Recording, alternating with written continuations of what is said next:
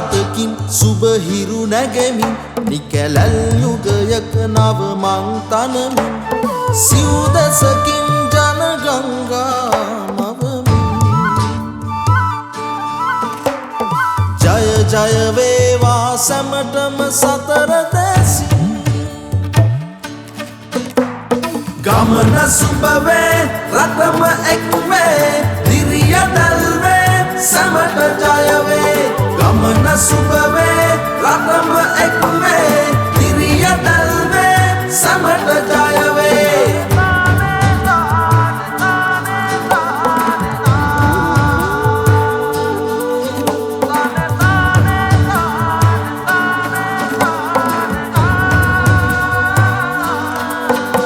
වැරදි තැනකින් නොකිලිටි හිතකින් පිරිසිදු නමකින් මිනිසුන් අතරින් හදවත පතුලෙන් පව් නැති නිතැතින්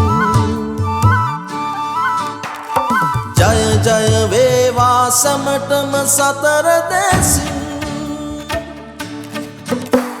ගමන සුබ වේ රටම එක් වේ දිරිය දැල් වේ සැමට ජය වේ ගමන සුබ වේ රටම එක් වේ දිරිය දැල් වේ සැමට ජය වේ අද දින පැවැත්වෙන පක්ෂ සම්මේලනයට පැමිණි ඔබ සියලු දෙනාම ආදරෙන් පිළිගන්න.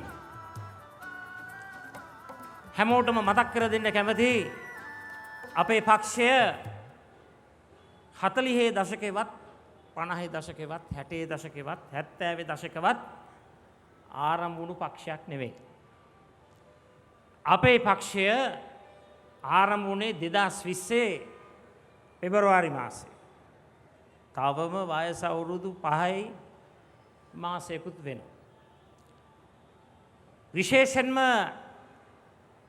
මැතිවරණ වලින් අපි මූණ දීලා තිබෙන්නේ අපේ පක්ෂෙන් දුරකථන ලාංඡනෙන් මැතිවරණ 3කට පමණයි. ජනාධිපතිවරණයකට මහ මැතිවරණ 2කට. අපි සතුටු වෙන්නේ නැහැ කිසිසේත්ම ඒවයින් පසුබෑමට ලක්වීම පිළිබඳව. හැබැයි මතක තියාගන්න මේ රටේ ඔය පැරණි පක්ෂ ඔය ඓතිහාසිකයයි කියන පක්ෂ ක්‍රමක්‍රමෙන් දිය වී යන ෂය වී යන මොහොතක අපේ මාතෘ භූමියේ ජනතාව සුරකින්නට සිටින එකම විකල්ප දේශපාලන බලවේගය සමගි ජන බලවේගය කියන එක මම මේ අවස්ථාවේ ප්‍රකාශ කරන්න කැමතියි. අපි අනුගමනය කරන්නේ මැද මාවත තුන්වෙනි මාවත සමාජ ප්‍රජාතන්ත්‍රවාදය මානුෂීය ධනවාදයක් සමාජ වෙළඳපොළ ආර්ථිකයක් මැද ප්‍රතිපත්තියක් සමාජ ප්‍රජාතන්ත්‍රවාදයක් ක්‍රියාත්මක කරන වැදගත් දර්ශනය. විවිධ පක්ෂ කියා ගන්නවා අපි ධනවාදය පිළිපදිනවා අපි සමාජවාදය පිළිපදිනවා අපි ලිබරල් වාදය පිළිපදිනවා. නමුත් අද රජ වෙලා තිබෙන්නේ මොකක්ද? අද රජ වෙලා තිබෙන්නේ මුසාවාදය. අද රජ වෙලා තිබෙන්නේ අවස්ථාවාදීත්වය.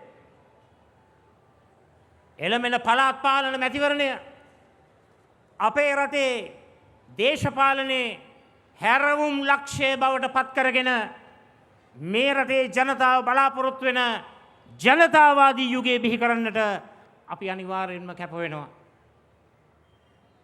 පහුගිය කාලේ මැතිවරණවලදී ක්‍රියාත්මක වුණේ බොරු කීමේ තරඟය. බොරු කීමේ තරඟේ අපි සතුට වෙනවා ඇත්ත කතා කරලා. අපි පසුබෑමට ලක් වුණා. අපි ළඟ කුලියට ගත්තු ඡන්ද නැහැ.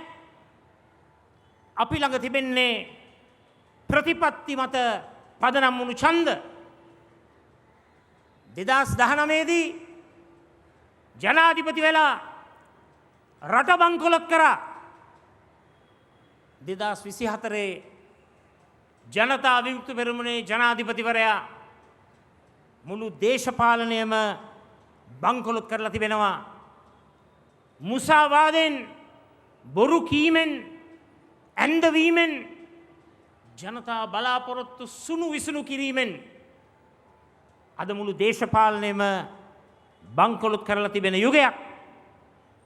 අපි අහන්න කැමති මේසා විශාල ජනවරමක් ලැබුණු මේ වර්තමාන රජය පුනරුදයක් ගැන කතා කරා.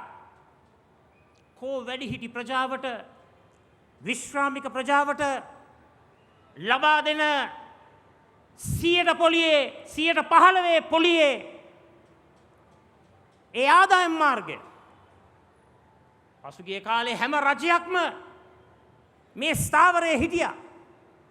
විශ්‍රාමිකයින්ට, වැඩිහිටියන්ට 115 ඉතිරි කිරීමේ ගිණුම් වලට ලක්ෂ 15 සීමාවට යම් පොලි ආදායමක් ලබා දුන්නා. මේක අහිමි කිරීම පුනරුදයද? 33%කින් විදුලි බිල අඩු කරනවායි කිව්වා. කෝ විදුලි බිල අඩු කිරීමේ පුනරුදය? තෙල් මිල අඩු කරනවායි කිව්වා. කෝ තෙල් මිල අඩු කිරීමේ පුනරුදය? බඩු මිල අඩු කරනවායි කිව්වා. කෝ බඩු මිල අඩු කිරීමේ පුනරුදය? පුනර්ජනනීය බල ශක්තිය ශක්තිමත් කරනවායි කියලා. අද සූර්ය බල ශක්තිය සම්පූර්ණයෙන්ම විනාශ කරන ප්‍රතිපත්තියක් ක්‍රියාත්මක කරනවා. මේකද මං අහන්න කැමති පුනරුදය? රාජ්‍ය සේවයේ නිලධාරී මහත්ම මහත්මීන්ට රුපියල් 20000ක වැටුප් වැඩි කිරීමක් ලබා දෙනවායි කිව්වා. ඒ කිව්ව පුනරුදය ලබා දෙනවද? ලබා දුන්නද? ගොවියට, දීවරයට, වැවිලි කර්මාන්තයේ කෘෂිකාර්මික ජනතාවට ලබා දෙන පුනරුදය ජනතා විමුක්ති පෙරමුණේ රජයට අනුර කුමාර දිසානායක ජනාධිපතිවරයාට අමතක වෙලාද? හිතු මතයට කන්ටේනර් 300කට වැඩි ප්‍රමාණයක් කිසිම ඉවත් බවක් නැතුව, පරීක්ෂාවක් නැතුව ඉවත් කරා. එසේ කරේ කාගේ පුනරුදය වෙනුවෙන්ද? සංවිධානාත්මක අපරාධ කල්ලි ජන සමාජයේම ගිලගෙන තිබෙනවා. මේ මොහොත වන විට වෙඩි තැබීම් සිදුවීම් 28ක්, මරණ 22ක්, ජන සමාජය මැර කල්ලිවල, පාතාල කල්ලිවල, සංවිධානාත්මක අපරාධ කල්ලිවල ග්‍රහණයට ලක්වන්නට ඉඩ තැබීම පුනරුදයද? 35000ක් රැකියා විරහිත උපාධිධාරීන්ට රස්සා දෙනවයි කියලා දුන්නේ නැහැ. ඒකද පුනරුදය? කෝ කම්කරුවට පොරොන්දු වුණු පුනරුදය? කෝ දුප්පත් ජනතාවට පොරොන්දු වුණු පුනරුදය? කෝ කාන්තාවන්ට තාරුණ්‍යයට පොරොන්දු වුණු පුනරුදය?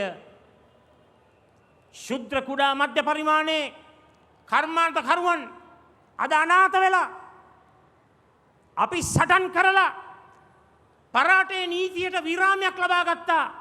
ඒක අද අවසන් වෙලා හෙට අනිද්දම දීපල වෙන්දේසිය පටන් ගන්නවා. මේකද පුනරුදය? මම පැහැදිලිව කියනවා, රටේ ජනතාවට අගයක් එකතු කරන, ශක්තියක් එකතු කරන පොදු ජන හිතකාමී පුනරුදයකට එළඹෙන පළාත් පාලන මැතිවරණයේදී ඒ දැවන්ත හැරවුම් ලක්ෂ්‍ය ක්‍රියාත්මක කරන්න ඔබ සියලු දෙනාටම කියන්න කැමති. අපේම මැතිවරණයක් හැටියට මේ මැතිවරණය සලකලා අපි ආසන මට්ටමින් ඇවිල්ලා ඔබ සියලු දෙනාම ශක්තිමත් කරනවා. සමගි ජන බලවේගය නියත ජයග්‍රහණය ලබා ගන්නවායි කියන එක මේ අවස්ථාවේ කියන්න කැමතියි. විශේෂයෙන්ම අපි තරුණ පරපුරට, කාන්තා පරපුරට විශේෂිත වූ වැඩසටහනක් අපි අලුතෙන්ම පටන් ගන්නවා. වර්තමාන වැඩපිළිවෙල ගැන අපි සෑහීමකට පත්වන්නේ නැහැ.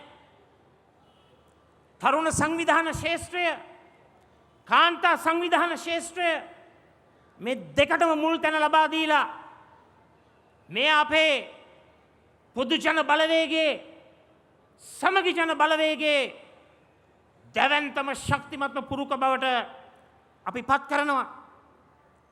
වෙනමම අධ්‍යාපන විද්‍යාපීඨයක් දේශපාලන අධ්‍යාපනය අපේ තාරුණ්‍යයට අපේ කාන්තාවන්ට අපේ සාමාජිකාවන්ට ලබා දෙන අලුත් වැඩසටහනක් අපි ක්‍රියාත්මක කරනවා. ඒ වගේම විශේෂයෙන්ම මේ මැතිවරණයට ඉදිරිපත් වෙන තරුණ අපේක්ෂකවරුන් කාන්තා අපේක්ෂකවරියන් සමස්ත අපේක්ෂකවරුන් වෙනුවෙන් විශේෂිත වූ වැඩපිළිවෙලක් අපි ක්‍රියාත්මක කරනවා. ඒ වගේම කොළඹ නගර සභාව අපි අනිවාර්යයෙන්ම ජයග්‍රහණය කරනවා. අපි වෛද්‍ය රුවේ සනීෆා මැතිතුමා පොඩක් එන්න අඳුනලා දෙන්න ඕන. වෛද්‍ය රුවේ සනීෆා මැතිතුමා අපි තෝරාගත්තා දක්ෂෙක් උගතෙක්. අපේ රුවේ සනීෆා මැතිතුමාට ඔබතුමන්ලාගේ ශක්තිය එකතු කරන්න.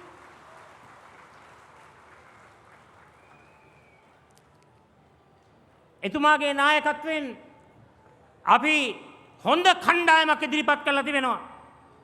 දැන් එතුමාගේ තේරීම තුලින්ම මුළු රටටම තක්සේරුවක් කරන්නට පුළුවන් අපේ ඉදිරි ගමන ගැන අපේ වැඩපිළිවෙල ගැන දක්ෂ පක්ෂ හපංකම් තිබෙන උගත්කම තිබෙන ජන සමාජයේ පුංචිම තැන ඉඳලා සියලුම තල නියෝජනය කරන දක්ෂයන්ට තැන දෙන හැකියාව තියන අයට කුසලතාවයේ තියන අයට මුල් තැන ලබා දෙන පක්ෂයක් බවට අපි අනිවාර්යෙන්ම කැප වෙනවා. ඒ නිසා පක්ෂයක් හැටියට අපි වෙනස් වෙනවා. අපි අලුත් වෙනවා. අපි නවීකරණය වෙනවා. ඒ වගේම වඩාත් ජනතාව පිළිගන්න, ජනතාව අපේක්ෂා කරන, ජනතාව විශ්වාස කරන ජනතා සහභාගීත්ව ප්‍රජා සහභාගීත්ව ජනතා කේන්ද්‍රීය පක්ෂයක් බවට අපි ඉදිරියට යනවා. විශේෂයෙන්ම මම මේක අවස්ථාවක් කරනවා. අද අපේ රට මේ මොහොතේ මුහුණ දෙන ප්‍රධානතම අර්බුදයක් ගැන අදහස් ඉදිරිපත් කරන්නට. අද බොහෝ දෙනාට දැනගන්නට ලැබුණා ඇමරිකා එක්සත් ජනපදය ජාත්‍යන්තර වෙළඳාම තුල අපි අපනයනය කිරීම එමත් නැත්නම් ශ්‍රී ලංකාවෙන් ඇමරිකාවට කරන අපනයනයන් වලට ප්‍රතිචාරාත්මක තීරු බදු reciprocal tariffs 144ක් පනවනවායි කියලා. දැන් අද මුළු රටම කලබල වෙලා හැමෝම කලබල වෙලා ජනාධිපතිවරයාත් කලබල වෙලා මැති ඇමතිවරුත් රජයත් කලබල වෙලා. හැබැයි මතක තියාගන්න මේ ප්‍රශ්නය ගැන අපි අනතුරු ඇඟවීම් කරේ මීට මාස ගණනාවකට පෙර පාර්ලිමේන්තුව තුලත් කතා කරා. පාර්ලිමේන්තුව තුලත් ඉන් පිටවත් කතා කරා. පාර්ලිමේන්තුව තුල කතා කරනකොට මයික්‍රොෆෝනේ ඕෆ් කරනවා. කතා කරන්න දෙන්නේ නැහැ. රීති වලට පටහැනිලු. වාඩි කරනවා. වාඩි කරවලා ඒව පිළිබඳව తాවකාලික වින්දනයක් සමාජ මාධ්‍ය හරහා ලබනවා. මම අහන්න කැමතියි මේ ප්‍රතිචාරාත්මක තීරුබදු 144ක් අපේ රටට පැනවීම තුල කාටද වින්දනයක් ලැබෙන්නේ? කිසිම කෙනෙකුට වින්දනයක් ලැබෙන්නේ නැහැ. අපේ රටේ අපනයන බරපතල අනතුරකට වැටිලා. විශේෂයෙන්ම ඇඟලුම් ශේෂ්ත්‍රය මහා උග්‍ර අර්බුදයකට මුහුණ දෙනවා. රණසිංහ ප්‍රේමදාස මැතිතුමා ආරම්භ කරපු ඇඟලුම් කම්හල් 200න් සහ ඇඟලුම් කර්මාන්ත ශාලාවලින් ඒ වගේම අපේ රටේ අපනයන ශේෂ්ත්‍රයෙන් කී දෙනෙක් ජීවත් වෙනවද? ලක්ෂ ගණනාවකගේ ජීවනෝපාය අනතුරේ රජයට මේ කරුණු කාරණා ඉදිරිපත් කළ දෙනකොට පාර්ලිමේන්තුවේ ඒගොල්ලෝ කියනවා විශේෂිත දූත කණ්ඩායමක් යවනවලු සාකච්ඡා කරන්න. මං අහන්න කැමතියි ආණ්ඩුවෙන් කවදද දූත කණ්ඩායම යවුවේ? කවුද දූත කණ්ඩායමේ සමාජිකයෝ? කවුද ඒ දූත කණ්ඩායමට නායකත්වය දුන්නේ? ඇමරිකාවට දූත කණ්ඩායමක් යවලා මොනවද ලබාගත්තු ප්‍රතිඵල? ඉවක් බවක් නැතුව ඒ ප්‍රශ්න ඉදිරිපත් කරනකොට පාර්ලිමේන්තුවට ඇවිල්ලා කිව්වේ සුපුරුදු බොරුව, සුපුරුදු රැවටිල්ල, සුපුරුදු වංචාව, සුපුරුදු ඇන්දවීම. මම පැහැදිලිව කියන්න කැමතියි විශේෂ වැඩසටහනක් අවශ්‍යයි අපේ රටේ අපනයන ආරක්ෂා කරන්නට. දැන්වත් අපි කියනවා විශේෂ වෙළඳ නියෝජිතවරෙක් ස්පෙෂල් ට්‍රේඩ් රෙප්‍රසෙන්ටටිව් කෙනෙක් අපේ රටට අපි පත් කරගන්නට ඕන. විශේෂිත ජාත්‍යන්තර වෙළඳ පොළ පිළිබඳව විශේෂඥ කණ්ඩායමක් අපි පත් කරගන්නට ඕන. වහාම ඒ අයව වොෂින්ටනයට යවලා ට්‍රම්ප් ජනාධිපතිතුමත් සමග සාකච්ඡාරම කරන්නට ඕන. මේ දේ කරන්නයි කියලා අපි කිව්වේ මාස ගණනාවකට පෙර. නමුත් ඒ දේ කරේ නැහැ. ඒ මොකද මේ රජයට රාජ්‍ය තාන්ත්‍රික සබඳතා රටට ශක්තියක් ලැබෙන සබඳතා ක්‍රියාත්මක කරන්නට කිසිම හැකියාවක් නැහැ.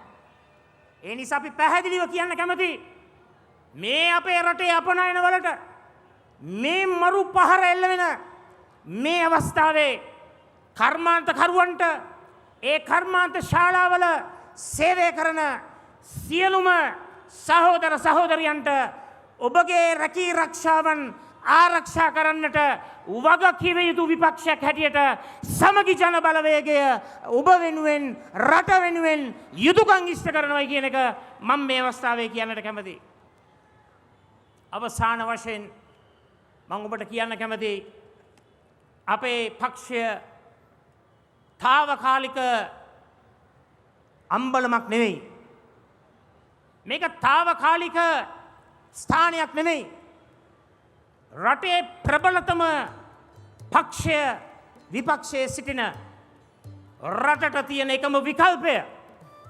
ඒ නිසා හොඳට මතක තියාගන්න විවිධ කණ්ඩායම් විවිධ නායකවරුන් විවිධ පුද්ගලින් ජනතාවගෙන් ඈත් වෙලා හාන්සි පුටුවේ ඉඳගෙන සමහර කණ්ඩායම් වලට මුදල් ගෙවලා ප්‍රචාරණය කරනවා සම්පූර්ණ සත්‍යයන්. ඒවට රැවටෙන්න එපා. ඒවට සැලෙන්න එපා. විශේෂයෙන්ම පළාත් පාලන මැතිවරණයේදී අපේ පක්ෂය ප්‍රථම වතාවට ජනතාවට සමීපතම මහජන නියෝජිත කණ්ඩායම සමගි ජන බලවේගෙන් දුරකථන ලාංඡනයෙන් පත් කරගන්න අවස්ථාව මේ ඓතිහාසික මොහොත ජයග්‍රාහී හැරවුම් ලක්ෂයක් බවට පත් කරන්නට ඔබ සියලු දෙනාම ශක්තිමත්ව පෙරට එන්න අපි පසුපස ඉඳගෙන නෙවෙයි ඔබත් සමග අත්වැල් බැඳගෙන ඉදිරියෙන්ම ඉඳගෙන ඔබගේ ජයග්‍රහණය තහවුරු කරන්නට මමත් මහලේකම්තුමා ඇතුළු ජාතික සංවිධායකතුමා ඇතුළු සියලුම මන්ත්‍රීවරුන් සියලුම නායක කාරකාදීන් ඒ වගේම නිලධාරී මණ්ඩලයේ සියලුම දෙනා එකමෙන්ම එක්සිත්ව එක්සත්ව සමගි ජන බලවේගයේ ජයග්‍රහණය උදෙසා ඒ තුලින් රටේ ජනතාවගේ ජයග්‍රහණය උදෙසා අපි නියත වශයෙන්ම කැප වෙනවා කියමින් සියලු දෙනාටම ජය වේවා කියා ප්‍රාර්ථනා කරමින් මන් නිහඬ වෙනවා. රටම එක්මේ දිරිය දල්වේ සමට ජය